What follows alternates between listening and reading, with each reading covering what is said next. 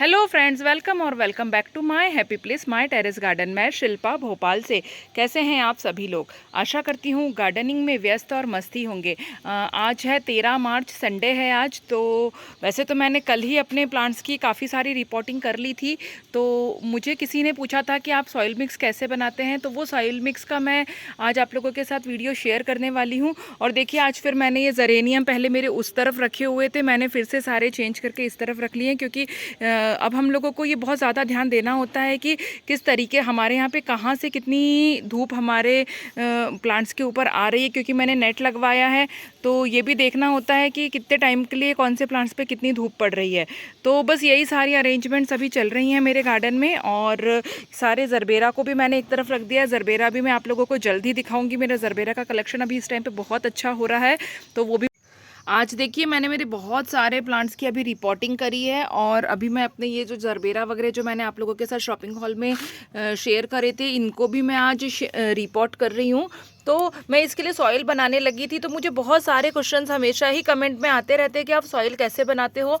क्योंकि मेरे वैसे भी पहले भी कई सारे ऐसे वीडियोस हैं जो मैं कैसे सॉइल बनाती हूँ ये मैं अपने चैनल पे डाल चुकी हूँ। लेकिन जो नए फ्रेंड्स जुड़ते हैं वो हमेशा ही पूछते हैं, तो मैं आज बना रही थी तो सोचा आप लोगों के साथ मैं इसे शेयर कर देती हूँ। वैसे तो अक्सर मैं बहुत ही ज़्यादा इजी गोइंग तरीके से मैं सॉइल बनाती हूँ। बहुत ज़्यादा मैं उसमें प्रपोर्शन का या किसी चीज़ का ध्यान नहीं रखती हूँ, क्योंकि अब हम गार्डनिंग करते करते थोड़ा हमें एक्सपीरियंस हो जाता है। और गार्डनिंग टोटली एक्सपीरियंस का ही काम है। तो ऐसा कभी कुछ चीज़ है तो डाल देते हैं, नहीं है तो नहीं डालते हैं।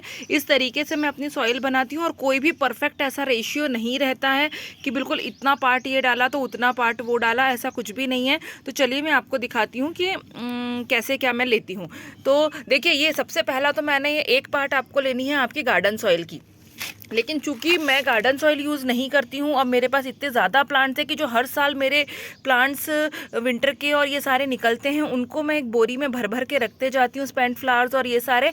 तो मैं उन्हीं को डिकम्पोज करके देखिए इस तरीके से मेरी ये खाद भी हो जाती है। और ये हमारे इसके अंदर थोड़ी सी गार्डन की सॉइल भी मिली हुई रहती है जब मैं इसको डिकम्पोज करने के लिए रखती हूँ। तो इस तरीके से मेरे ये गार्डन का जो हम झाड़ू वगैरह लगाते हैं उससे जो वेस्ट निकलता है वो भी इसी में ही रहता है। तो उससे ये एक अच्छा हमारा मीडिया हमारा तैयार हो जाता है।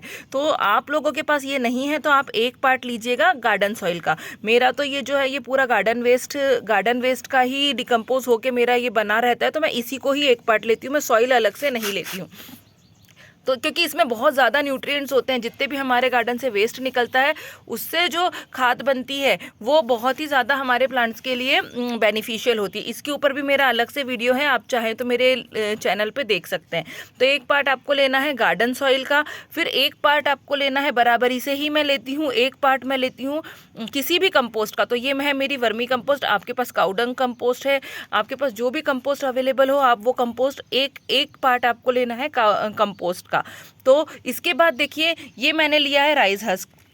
अगर आपके पास राइस हस्क है, चावल की धान जिसको कहते हैं वो है, तो आप यूज़ करिए, बिल्कुल टोटली ऑप्शनल होता है ये। इसकी जगह पे आपको अगर कोकोपीट यूज़ करना है तो आप कोकोपीट यूज़ कर सकते हैं। अगर आपके पास कोकोपीट भी नहीं है तो आप एक पार्ट सिंपल रेत का लीजिए। जो रेत हम कंस्ट्रक्शन के लिए यूज़ करते हैं, कंस्ट्रक्शन में हमारे एरिया में, आपके एरिया में जो भी यूज़ होती है वो आप एक पार्ट लीजिए। ये सिर्फ होता है हमारे सॉइल को भुरभुरा बनाने के लिए। तो हमारा रेत भी वही काम करेगी, बस ये रहता है कि ये जो धान है और कोकोपीट है वो थोड़ा सा मॉइस्चर को रिटेन करके रखता है। तो ये एक पार्ट आप ले लीजिएगा। पहले मेरे पास नहीं था तो मैं टोटली रेत ही यूज़ किया करती थी। अब मुझे ये राइस हस्क ईजिली मिलने लग गया है तो मैं इसे यूज़ करती हूँ। कोकोपीट मैंने हमेशा ही बहुत कम यूज़ किया है क्योंकि वो मुझे इतना ज़्यादा अफोर्डेबल नहीं लगता है। तो ये मैंने एक पार्ट लिया है। इसके बाद आप देख सकते हैं मैंने इसमें मेरे घर की पत्तियाँ, ये सिर्फ नीम की पत्तियाँ हैं, सिर्फ नीम की पत्तियों से मैंने ये खाद बनाई थी डिकम्पोज करके। वो मैंने एक मुट्ठी ले ली है। आपके पास ये नहीं है तो, और ऑब्वियस सी बात है सबके पास ये नहीं मिलेगी, तो ये तो टोटली ऑप्शनल चीज़ है। मेरे पास थी, मैं चूँकि बना रही हूँ तो मैं जैसा बनाऊँगी मैं आपको वैसा ही दिखाऊँगी। तो मैंने ये एक पार्ट, ये एक मुट्ठी ये ले लिया है। आप इसकी जगह पे लीजिएगा कोई सा भी फंजीसाइड, साफ का ले सकते हैं। ये मेरे पास ट्राइकोडर्मा है वो मैंने लिया है। फंजीसाइड आप लोग आपके गार्डन में अगर गार्डनिंग करते हैं तो प्लीज़ ज़रूर ला के रखिए, ये हमारे गार्डन में बहुत ही ज़रूरी चीज़ होती है। तो ये एक चम्मच आप इसमें ये डाल लीजिएगा। फिर इसके बाद जो मैंने डाला है वो है बोन मील। अगर आप लोग बोन मील को यूज़ नहीं करना चाहते हैं, कई लोग होते हैं जो बोन मील यूज़ नहीं करना पसंद करते, तो इसकी जगह पे प्रोमो नाम से भी मिलता है मार्केट में, आप वो ले सकते हैं। इसके अलावा सिंगल सुपर फॉस्फेट आता है केमिकल में, आप वो डाल सकते हैं। लेकिन जैसे कि ये हमने एक बड़ी मुट्ठी डाला है, तो सिंगल सुपर फॉस्फेट जो होता है वो आप 2 से 3 चुटकी ही डालेंगे, या आधा टीस्पून समझ लीजिए, उतना ही आप सॉइल में मिलाएंगे। इसके बाद मैंने 4-6 दाने लिए हैं DAP के। अगर आप लोगों के पास नहीं है तो अभी आपको मेन सॉइल मिक्स में मिलाने की कोई ज़रूरत नहीं है, सिर्फ बेसिक चीज़ों से भी आप सॉइल मिक्स बना सकते हैं। पर मेरे पास है इसलिए मैं डाल रही हूँ। ये टोटली आप अभी इस टाइम पे स्किप कर सकते हैं, पॉटिंग मिक्स बनाने के समय पे मैं बोल रही हूँ।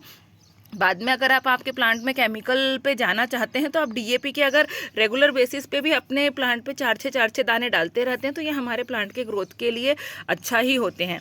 तो ये मैंने 8-10 दाने इसके डाल दिए हैं DAP के। फिर इसके बाद जो मैंने डाला है वो है ये माइक्रो न्यूट्रिएंट सीवीड का पाउडर। ये ग्रैन्यूल्स के फॉर्म में आता है, पर मैंने इसको पीस लिया है जिससे कि ये बहुत अच्छी तरीके से सॉइल में डिज़ोल्व हो जाए। तो ये भी ऑप्शनल है, लेकिन फिर भी आप लोग, मैं कहूँगी कि अगर आप अच्छे से गार्डनिंग करना चाहते हैं तो 3-4 जो ज़रूरी चीज़ें हैं वो तो आपके पास होनी ही चाहिए। तो ये माइक्रो न्यूट्रिएंट भी मैंने 1 से 2 चम्मच डाल दिया है। इसके बाद जो मैंने इसमें डाला है वो है 1 चम्मच एप्सम सॉल्ट। एप्सम सॉल्ट हम जब भी किसी प्लांट का रिपोर्टिंग करते हैं या हम किसी भी प्लांट को कटिंग्स वगैरह लगाते हैं, उसके बाद जब हम रिपोर्ट करते हैं तो हमको एप्सम सॉल्ट उसमें डालना चाहिए, जिससे कि वो रिपोर्टिंग के शौक से हमारा जो प्लांट है वो उभर जाता है और हमारे ग्रीन लीव्स और ज़्यादा ग्रीन लीव्स प्रोड्यूस करने में एप्सम सॉल्ट मदद करता है। तो एप्सम सॉल्ट भी 1 चम्मच आप इसमें डाल दीजिए। बस अब इन सबको मिला के मैं बहुत अच्छी तरीके से मिला लूँगी। तो मेरी, आप देखेंगे हमेशा मेरी जो सॉइल रहती है वो बहुत ज़्यादा भुरभुरी बनती है, वो इसी कारण से बनती है। और फिर इसमें से भी अगर आपके पास कुछ नहीं है तो आप उसको स्किप कर दीजिए, बहुत ज़्यादा टेंशन में मत आइए और बहुत ज़्यादा इसके प्रपोर्शन को लेके वरी मत करिए। बस ये है कि कंपोस्ट ओवरडोज मत डालिए, बहुत ज़्यादा कंपोस्ट मत डालिए। कई बार ज़्यादा कंपोस्ट डालने के चक्कर में भी हमारे जो प्लांट्स हैं वो मर जाते हैं। तो थोड़ा सा उसका प्रपोर्शन में कंपोस्ट का ध्यान रखिए। बाकी थोड़ा बहुत भी अगर ऊपर नीचे हो जाता है कुछ प्रपोर्शन में तो कोई टेंशन वाली बात नहीं है। तो बस इस तरीके से ही मैं अपनी जो सॉइल है वो बनाती हूँ।